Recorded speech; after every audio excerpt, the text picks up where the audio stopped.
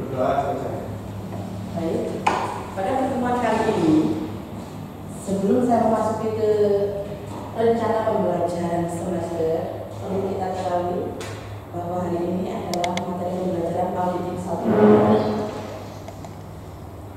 Perkenalan dulu, nama saya Ibu Hevi Susanti SIMSI, bisa dipanggil dengan Ibu Hevi. Kemudian ada kontak person saya ya. Kemudian ini alamat rumah saya. Pada pembelajaran auditing 1, mata kuliah pembelajaran 1, ini nanti ada bobot yaitu 3 SKS. Kemudian dalam satu semester ada 16 kali tatap muka, di mana 14 tatap muka itu materi ya, sambil diskusi dan tanya jawab. Kemudian yang 2 tatap muka ujian tengah semester untuk evaluasi ya, UTS dan UAS. Kemudian ini kontrak kuliah yang perlu kita pelajari bersama nanti selama 1 semester. Kontrak kuliah atau rencana pembelajaran semester dari auditing 1. Yang pertama kontrak kuliah, yang kedua gambaran umum auditing atau bisa jadi ruang lingkup auditing, yang ketiga profesi kantor akuntan publik, yang keempat kode etik profesi akuntan, yang kelima kewajiban hukum audit, yang keenam tujuan dan tanggung jawab audit, yang ketujuh kertas kerja, dan 8 ujian tengah semester. 9 perencanaan audit dan analisis prosedur audit. 10 bukti audit dan laporan audit. 11 materialitas dan resiko audit. 12 struktur pengendalian internal. 13 audit form ya, atau audit kecurangan audit ya. 14 dampak teknologi informasi terhadap proses audit. 15 rencana audit dan program audit menyeluruh. 16 ujian akhir semester. Untuk mata kuliah auditing 1 ada referensi buku ya.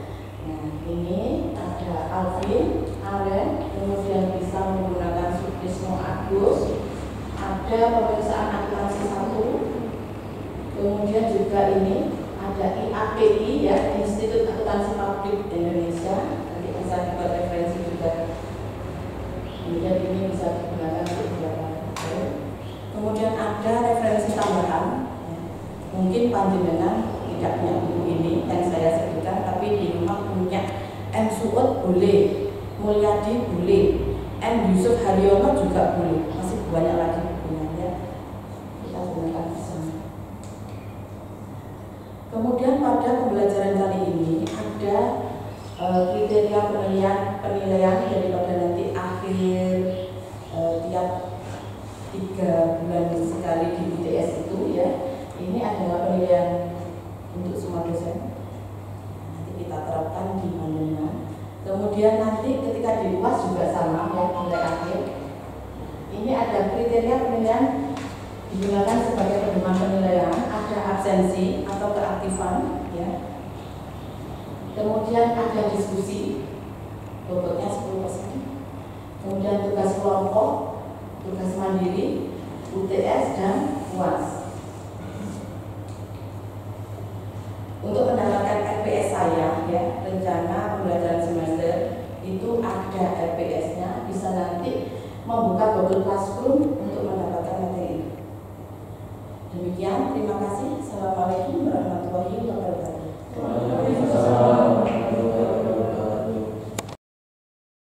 Assalamualaikum warahmatullahi wabarakatuh.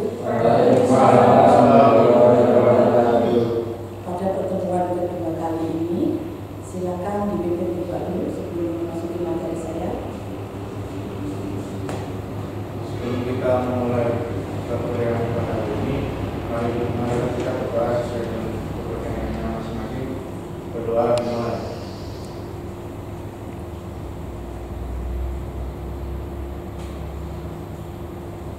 Berdoa selesai. Terima kasih untuk yang sudah hadir hari ini ya. Pada pertemuan kedua, saya akan menjelaskan pada kemarin yang RPS itu ruang lingkup auditing ya. Jadi audit itu sama halnya dengan pemeriksaan akuntansi. Untuk referensi buku, kita bisa menggunakan auditing pendekatan terpadu milik Alvin Aren atau Mulyadi dengan auditing 1, kemudian pemeriksaan akuntansi juga bisa, standar profesi akuntan publik. Mungkin dari sini ada yang punya bukunya MSU dan lain sebagainya bisa digunakan ya. Referensinya masih banyak lagi dan seperti tempo lalu saya sudah menyampaikan di ruang lingkup audit ya, atau auditing itu ada definisi auditing, kemudian ada hakikat audit, perbedaan auditing dan akuntansi, jenis-jenis audit, kemudian hubungan antara berbagai jenis audit dan auditor. Itu nanti yang kita pelajari bersama. Sebelum masuk terlebih dahulu, saya akan menjelaskan. Di sini ada definisi daripada auditing menurut para ahli. Kebetulan saya mengambil dari filosof Sutrisno Agus dan Alvin Aren. Ini kalau menurut Sutrisno Agus, audit adalah pemeriksaan yang dilakukan untuk secara kritis dan sistematis oleh pihak yang independen, laporan keuangan yang disusun oleh manajemen dan catatan akuntansi dan bukti pendukung dalam rangka memberikan pendapat atas kewajaran laporan keuangan. Jadi secara tidak langsung auditor ya. Di sini audit itu harus dilakukan secara kritis dan sistematis oleh auditor. Jadi orang yang melakukan audit disebut auditor, ya. Kemudian menurut Alvin Aren dan Lopez ini, auditing adalah sebagai proses pengumpulan dan evaluasi bukti informasi yang dapat diukur pada suatu entitas ekonomi yang membuat kompeten dan independen untuk dapat menentukan dan melaporkan informasi sesuai dengan kriteria yang telah ditetapkan. Audit harus dilakukan oleh seorang yang independen dan kompeten. Ada sedikit bersamaan, memang harus bersama. Jadi kalau di Sutrisno ini sistematis, kritis, dan independen. Kalau menurut Aren itu memang hampir sama ya. Namun di sini harus independen dan kompeten. Ini sama-sama satu. Kita simpulkan. Jadi dari dua telah yang sudah saya sajikan tadi, itu kita bisa mengambil. Jadi auditing adalah suatu pemeriksaan yang dilakukan secara kritis dan sistematis oleh pihak yang independen terhadap laporan keuangan yang telah disusun oleh manajemen beserta catatan-catatan pembukuan. Nah, ini catatan pembukuan pasti sudah tahu ya. Dan bukti-bukti pendukungnya dengan tujuan untuk dapat memberikan opini mengenai kewajaran laporan keuangan tersebut. Nah, di sini kritis itu seperti apa? Nah, ini pemeriksaan tersebut harus dipimpin oleh orang yang bergelar akuntan. Dengan kalau mau menjadi auditor harus punya gelar akuntan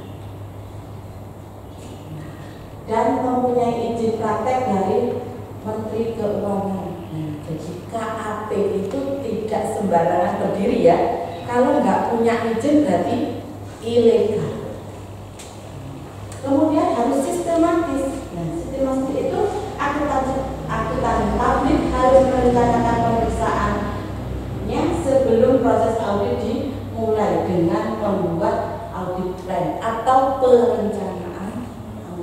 atau schedule audit.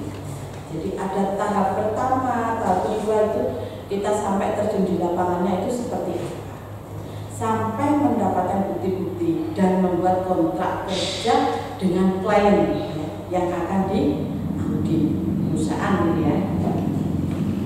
Ini.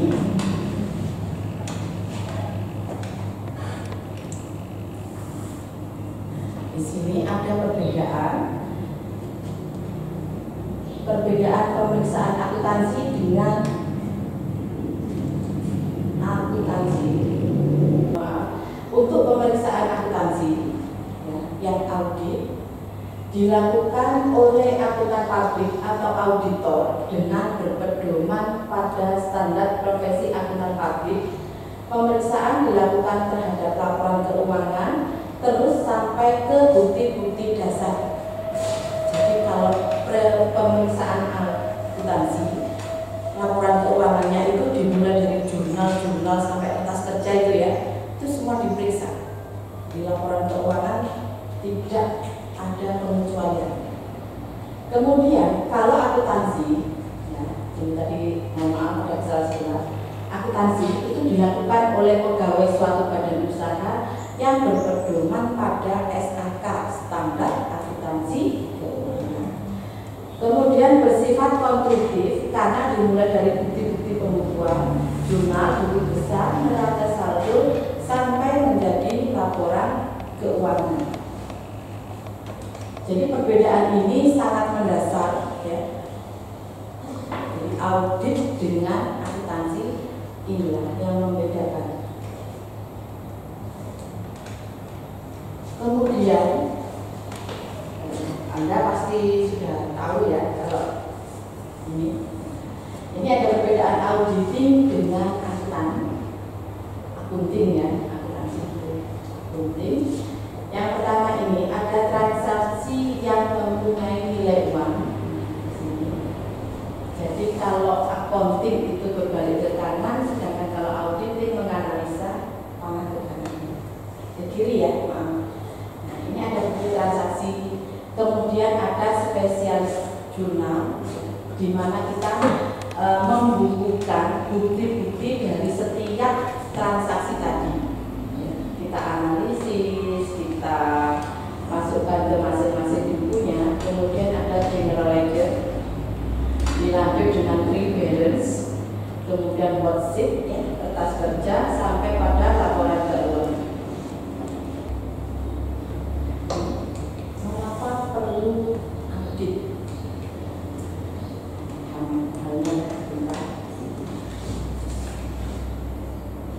Mengapa perlu audit? Saya jelaskan. Agar laporan keuangan yang disajikan bisa dipercaya kewajarannya oleh pihak-pihak yang berkepentingan. Itu tujuan daripada audit. Agar laporan keuangan yang disajikan bisa dipercaya kewajarannya oleh pihak yang berkepentingan. Kemudian, jika sudah diaudit dan mendapatkan opini unqualified pengguna laporan keuangan bisa yakin bahwa laporan keuangan tersebut bebas dari salah sajian materi. Ini bisa contoh ya, mulai 2001 perusahaan yang total asetnya 25M harus memasukkan audit financial statement ke Departemen Perdagangan dan Industri. Karena asetnya sudah terlalu tinggi ya, jadi harus menggunakan. Kemudian perusahaan go public harus melakukan audit financial statement ke Bapepam paling lambat 90 hari setelah tahun buku. Ini harus dilakukan ya. Kemudian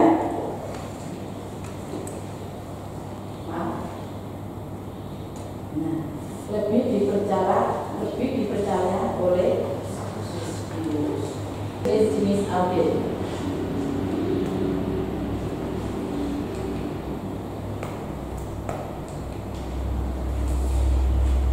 Jenis-jenis audit dilihat dari atau ditinjau dari luasnya pemeriksaan. Yang pertama itu ada general audit atau pemeriksaan umum.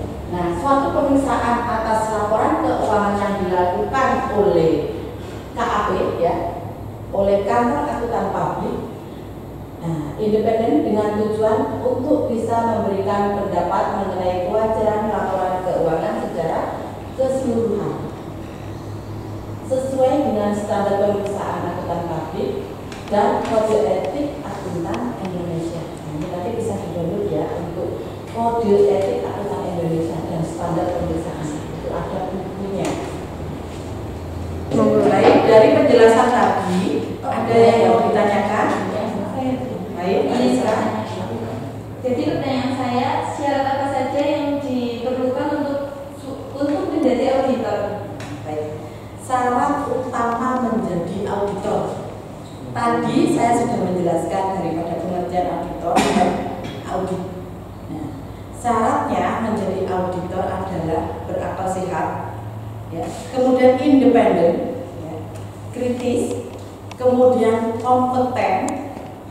Kompeten itu kemudian profesional dan memiliki sertifikat dan izin mendirikan KAP, Kantor Akuntan Publik. Gitu ya, bisa dimengerti ya? Yang lain mungkin? Sudah cukup untuk materi hari ini? Baik. Semoga materi yang sudah saya sampaikan hari ini bermanfaat bagi kita semua ya. Kita akhiri alhamdulillahirabbil alamin. Dari saya cukup sekian. Nanti untuk materi bisa di-download di Google Classroom ya. Semuanya harus download karena itu nanti bahan untuk ujian. Kemudian nanti misalkan kita ada perlu apa sebatas perkuliahan, bisa nanti kontak ke Bu Evi ya, nomornya sudah ada. Demikian saya akhiri. Assalamualaikum warahmatullahi wabarakatuh.